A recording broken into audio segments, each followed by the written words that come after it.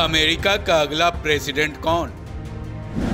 कमला Harris या Donald Trump? चुनावी सर्वे ने दिए चौंकाने वाले रिजल्ट। अमेरिकी प्रेसिडेंट चुनाव को लेकर काउंटडाउन शुरू हो चुके हैं। इस चुनाव में डोनाल्ड ट्रंप और कमला हैरिस के बीच कांटे की टक्कर देखने को मिल रही है। चुनावी शोर के बीच एक सर्वे सामने आया है जिसने सबको चौंका कर रख दिया है। इस सर्वे में उम्मीद से उलट रिजल्ट बताया गया है। इस सर्वे ने ये तो बताया ही है कि कौन से वो इलेक्टोरल कॉलेज वोट्स हैं जो इस चुनाव में जीत हार पर फाइनल मुहर लगा सकते हैं, बल्कि अमेरिकी राष्ट्रपति चुनाव में ट्रंप और हैरिस में किनका पलड़ा भारी है ये भी बताया गया है।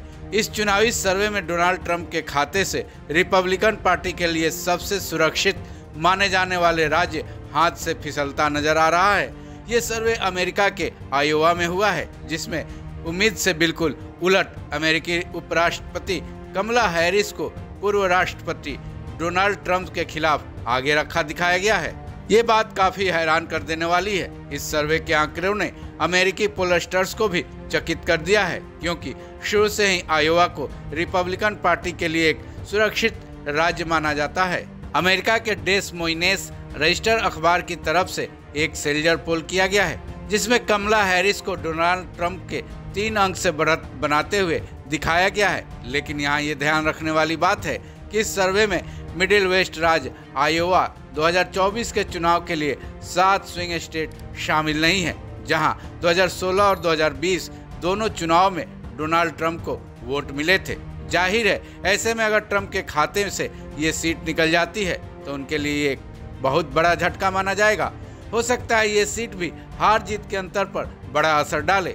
वहीं इंटरनेशनल पॉलिटिकल स्पेशलिस्ट की माने तो पेंसिल्वेनिया के 19 इलेक्टोरल कॉलेज वोट और मिशिगन के 15 इलेक्टोरल कॉलेज वोट ही इस बार चुनावी हार जीत का फैसला करेंगे। सर्वे में ये भी सामने आया है कि इन सभी 34 इलेक्टोरल कॉलेज वोट्स में ट्रंप और हैरिस के बीच कांटे की टक्कर है।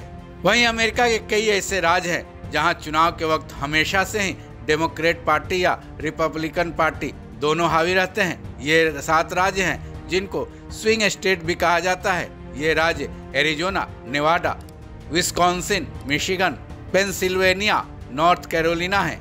7 स्विंग स्टेट के वोटर्स का मिजाज किसी एक दल के समर्थन तक ही लिमिटेड नहीं रहता।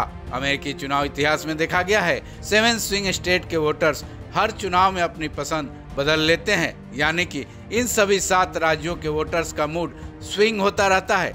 शायद यही वजह है कि इन 7 राज्यों को स्विंग स्टेट कहा जाता है। बहरहाल इस बार ये स्विंग स्टेट कमला हैरिस पर विचार करते हैं या फिर डोनाल्ड ट्रंप पर, ये देखने वाली बात होगी, जिसके बारे में 5 नवंबर के चुनाव के बाद ही पता चल पाएगा।